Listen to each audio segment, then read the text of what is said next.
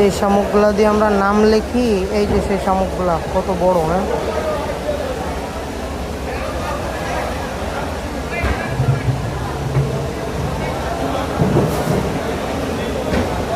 আর এই যে একটা পোকা মাছের মতো।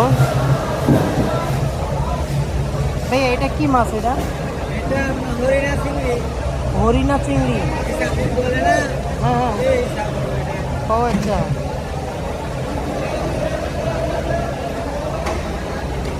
এটা একটু উল্টায় দেখাই দেবো। শামুক বড়টা না, যে যেটাতে আমরা নাম লিখি। হ্যাঁ হ্যাঁ, এটা এটা। হ্যাঁ, কত করে পিস আর একটা? এগুলো আপনার কেজি 500 টাকা। 500 টাকা না?